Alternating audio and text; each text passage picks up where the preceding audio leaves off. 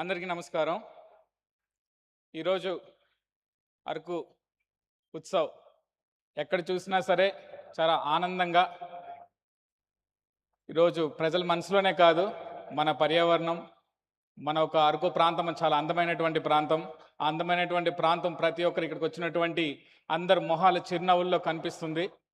ఈ కార్యక్రమానికి విచ్చేసినటువంటి మన ఇన్ఛార్జ్ మంత్రివర్యులు ట్రైబల్ వెల్ఫేర్ మినిస్టర్ గారు గుమ్మడి సంధ్యారాణి గారికి, మన ముఖ్య అతిథులు మన టూరిజం మినిస్టర్ గారు కందుల దుర్గేష్ గారికి, అదేవిధంగా నాతో పాటు వచ్చేసినటువంటి చైర్మన్లు షేర్ దొందర గారికి, బాలాజీ గారికి, నూకసాన్ బాలాజీ గారికి, అదేవిధంగా గంగులయ్య గారికి,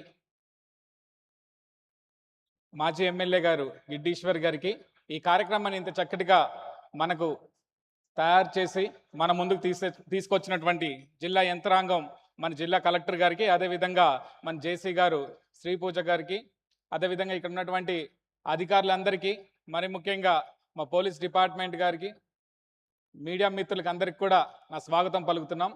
అయితే ఈరోజు మన ముఖ్య ఉద్దేశం, మన ప్రాంతంలో ఈ ఉత్సవ్ చేస్తున్నాం.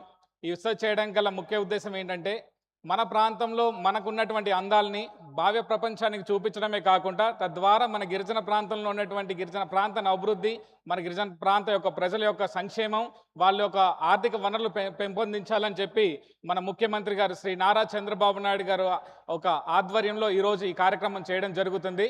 కొన్ని కారణాల వల్ల ఈరోజు మన ముఖ్యమంత్రి గారు రాలేకపోయారు. లేకుంటే తప్పకుండా ఆయన ఇక్కడికి వచ్చి మన కార్యక్రమంలో పాలు పంచుకోవడమే కాకుండా, తద్వారా ఇక్కడ ఉన్నటువంటి హోమ్ స్టేస్ అయితేనేమి, అదేవిధంగా వివిధ కార్యక్రమాల్లో ఆయన పాలు పంచుకోవాల్సినటువంటి ఒక సందర్భం నెలకొంది. కాకపోతే మనందరికీ తెలుసు, కొన్ని అనివార్య కారణాల వల్ల ఈరోజు ఆయన రాలేకపోయారు. మరి ముఖ్యంగా మనం చెప్పుకోవాల్సినటువంటి విషయం ఏంటంటే, నిన్న కాక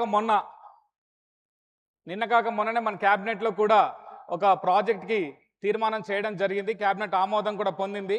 మన నియోజకవర్గంలో, అరకు నియోజకవర్గంలో అనంతగిరి మండలం బిల్లకోట ప్రాంతంలో 200 కోట్ల పైగా కావాల్సినటువంటి ఎకో టూరిజంకి ఏదైతే ప్రాజెక్ట్ కోసం అయితే మన ప్రభుత్వం ఈరోజు ముందుకు తీసుకెళ్తూ మన గిరిజన ప్రాంతం, మన గిరిజన ప్రజలకు అందుబాటులో తీసుకొచ్చి టూరిజం రూపంలో మనందరికీ ఆర్థిక వనరులు అందించాలన్న ఒక ప్రయత్నం మన ప్రభుత్వం చేస్తుంది. ఈరోజు మన ప్రాంతంలో అన్ని విధాలుగా కూడా ముందుకు నడిచేటువంటి కార్యక్రమం జరుగుతుంది. కాబట్టి ఇక్కడికి వచ్చినటువంటి వాళ్ళందరూ గతంలో చూసాం, గత సంవత్సరంలో ఏదైతే మనం అరకు ఫెస్ట్ చేసుకున్నామో, అరకు ఉత్సవ్ చేసుకున్నామో, దాంట్లో చాలా చాలా ఆనందంగా, చాలా ఉత్సాహంతో, చాలా వెలుగులు నింపే విధంగా, ఓ సంవత్సరం పాటు గుర్తుండే విధంగా ఈరోజు మన అరకు ఫెస్ట్ చేశారు. అదేవిధంగా మనందరం చూసాం, సోషల్ మీడియాలో మీడియాలో అవ్వచ్చు, ఇవన్నీ కూడా మనం చూడడం జరిగింది. అదేవిధంగా ఈరోజు 2026 సంవత్సరంలో ఈరోజు మళ్ళీ అరకు ఫెస్ట్ చేస్తున్నాం. అదేవిధంగా అన్ని విధాలుగా మన కలెక్టర్ గారు కూడా ఇప్పుడే చెప్పడం జరిగింది, చాలా పెద్ద సింగర్స్ సునీత గారు కానీ, రామ్ మిరియాల గారు కానీ, ఇలాంటి వాళ్ళందరూ మనకు తెలిసినటువంటి సింగర్స్ మన దగ్గరకు వచ్చి మనకు పాలు పంచుకోవడం జరుగుతుంది. అన్ని విధాలుగా మనందరినీ ఉత్సాహానికి మనం తీసుకెళ్ళి మన ప్రాంతానికి ముందుకు నడిపించే విధంగా ఈ ఉత్సవం ముందుకు జరుగుతుందని చెప్పి కూడా మనస్ఫూర్తిగా భావిస్తున్నాను.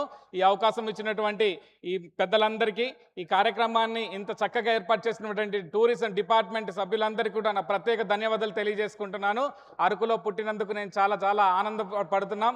ఈ ఆనందాన్ని మనం ఈ ఉత్సవ రూపంలో భావ్య ప్రపంచానికే కాదు, మొత్తం ప్రపంచవ్యాప్తంగా చేకూర్చే వాళ్ళందరికీ తెలిసే విధంగా మనం ముందుకు వెళ్ళాలని చెప్పి కూడా ఇక్కడ వాళ్ళందరికీ కూడా కోరుకుంటున్నాను. ధన్యవాదాలు. Thank you very much.